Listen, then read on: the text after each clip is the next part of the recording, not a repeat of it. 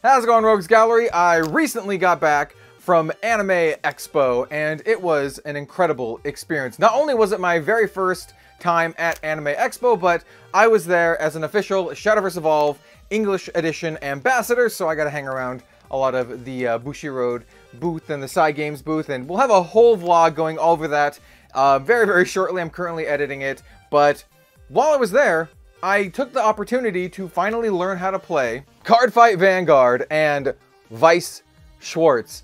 And they got me really thinking, actually. These are two games that I've known about for quite a long time. In fact, two games that have been around for quite a long time. And I had never really engaged with them too much more than like opening some product here or there. They're games that I've always seen just kind of like in the periphery, and jumping into them in earnest for the very first time made me think and kind of realize why these have been around for so long and why these two games still exist to this day and are not only, you know, surviving in an oversaturated TCG market, but doing quite well in their own regard. So in today's video, we're going to talk about that and unpack it just a little bit. Consider this as my first kind of like true cursory glance and discussion about Cardfight Vanguard and Weiss Schwarz. And I will mention now, I've already kind of like dipped my toes into these games, so much so that I bought a competitive Cardfight Vanguard deck. I kind of bought into Weiss Schwarz as well. And let's get into it. So I did do a little bit of research going into this video because I was like, okay, I know they've been around for quite some time, but just exactly how long? And for some reason, I thought that Cardfight Vanguard had been around for longer than Weiss, but no. Weiss Schwarz has been around since 2008. That is 16 years.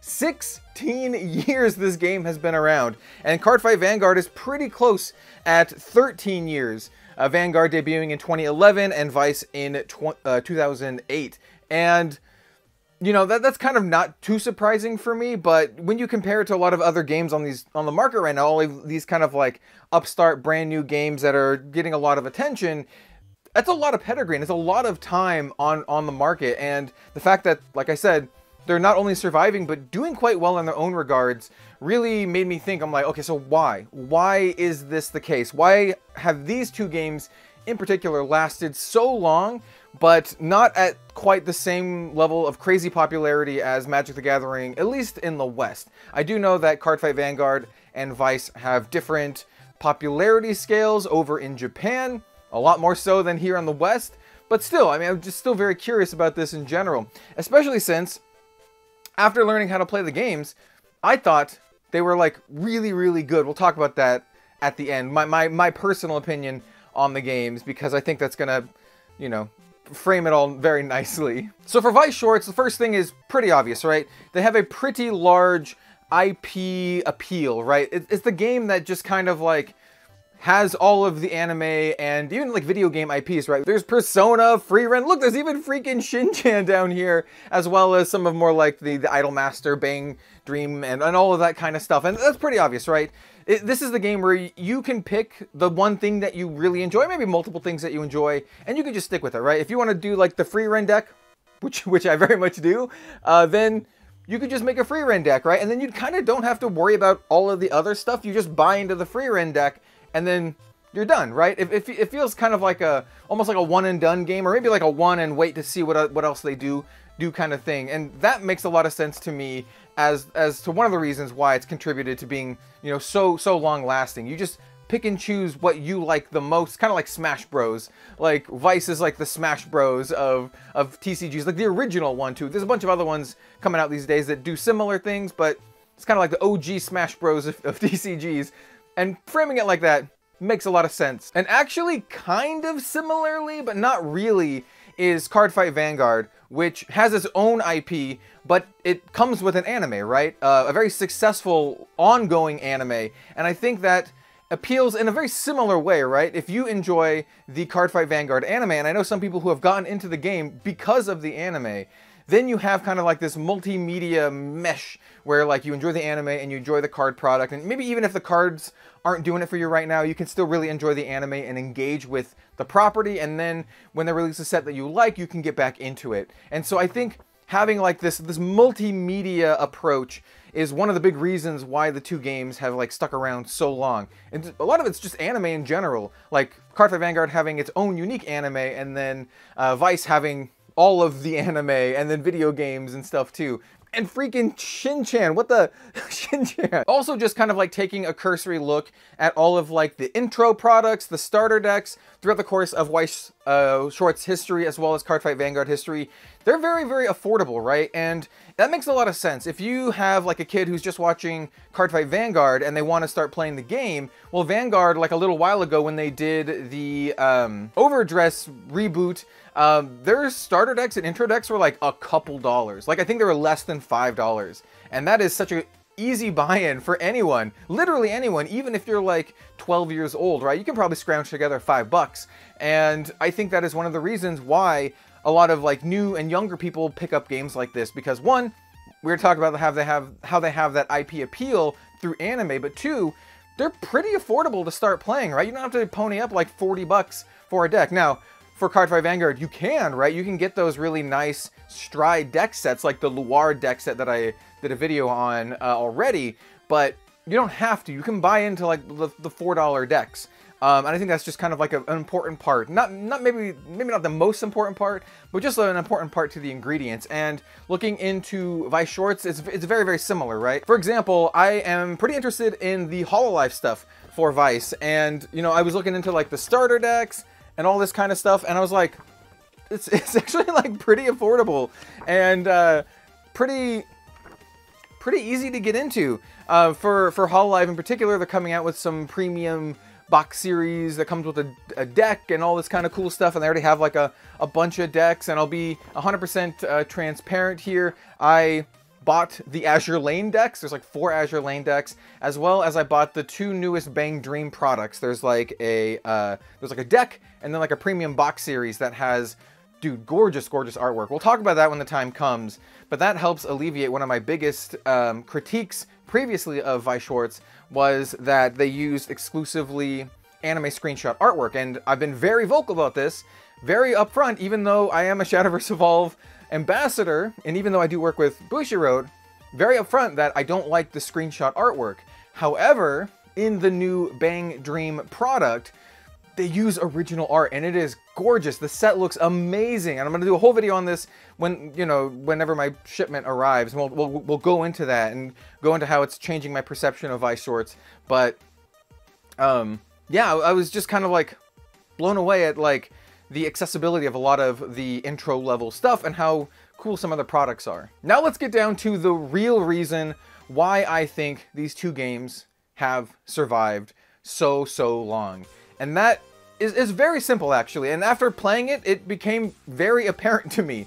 They're fun. They're actually really fun. I'm someone who has played literally over 100 trading card games in my life. I have over 30 sealed products for, or 30, I have sealed products for over 30 different trading card games in the studio. I had to word that properly. And I've played so much more. So I have played all of the games, and I can't believe it's taken me so long to actually get into Vice and Cardfight Vanguard in earnest, because the games are fun and they do the things that I like most in card games. So for example, one of my big pet peeves for modern card games is how slow they can be, right? You draw 1 card a turn. A lot of them are taking like Magic the Gathering mechanics, 1 card a turn, resource system, slowly, 1 at a time. And that's fine if you're Magic the Gathering, but I really enjoy drawing cards. Everyone who plays trading card games really enjoys drawing cards. And in Weiss Schwarz and in Cardfight Vanguard, you draw more than 1 card a turn. The moment I realized that you essentially draw 3 cards a turn once you hit your grade 3 in Vanguard, you have your draw per turn, and then you have your 2 drive triggers, your twin drive. I'm not sure if I'm getting the nomenclature properly. Hey, I just learned, cut me some slack here. But yeah, I mean, like the fact that you do the twin drive, right? And then you reveal it to see if you get a, I keep calling them burst cards because I'm so familiar with WeCross, but you see if you get like your drive or your trigger, right? And then if you don't get it, it comes into your hand. and you do that twice. So you essentially draw 3 cards a turn. And then in Vice, you can basically draw 3, discard 1. You draw your card at the start of your turn, and then you have the option of basically like putting a card down and then drawing 2 more cards. And I'm just like, it just makes sense. It's so much fun. You see so many cards. In Vice, you just power through your deck. You just see so many cards in your deck. And I think that's actually a really good part of the game, in that it makes it feel like every card is relevant to your deck construction, because you see so many cards. I've only played a couple games, mind you, and I've watched some competitive games too. But like, by virtue of just flipping over cards in your deck and a lot of the game mechanics, you see so much of the deck. And I think that's just really, really cool. Like, compared to some games that I play where I barely see any of my deck, right?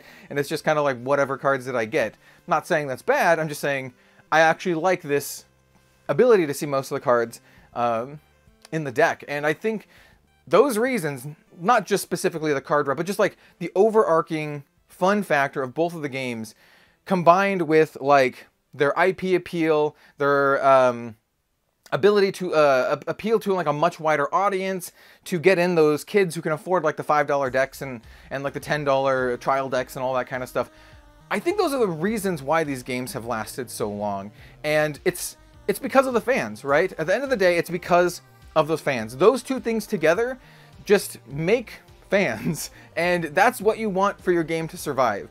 You just want people who genuinely love your game, and I think those two things did it. The fun factor, the fact that the games are so much fun, and the fact that they have like this investment into these IPs and worlds, either through anime or, you know, video game IPs for like Vice, is really the factor there. So yeah, I find it fascinating, and like I said, I'm going to be diving into these games. Am I going to be doing these often on Red Zone Rogue? I don't know. I don't know, honestly, but I do want to check them out. I think Vice is a game for me personally that I can find a like world that I really enjoy. I'm getting into like Bang Dream stuff, and then obviously Frieren, and then Nikke. I'm really interested in all of those, so if I can find one that I really, really love, maybe I'll just have like my Vice deck. And then for Vanguard, I literally bought a competitive Vanguard deck for like 250 bucks. We'll talk about that when the time comes as well, but it's got a witch girl. She's really cute. And a bunch of other witch girls. I don't know. It's cool. And I hear the deck is super fun. And I just kind of like dove on in. And so, yeah, that's the video for today. Really just wanted to talk about Vice and Cardfight Vanguard because they are things that I've just really never talked about. And after kind of like polling the community, both on like Twitter and a little bit of like pseudo polls here on YouTube, I was just like, hey, anyone be interested in Cardfight Vanguard or Vice? And the response was good. People were like, yes, which is funny. Some people are like, yes, Vice, no Vanguard. And some people are like, yes, Vanguard, no Vice. I think they're both fun, to be honest. And I think they, I don't know. They're just really interesting to me, especially as like someone just kind of getting into it. So let me know what you think about these games in the comments down below. I'm pretty sure since these games have been around for so long, I'm sure many people have a lot of hot takes about them.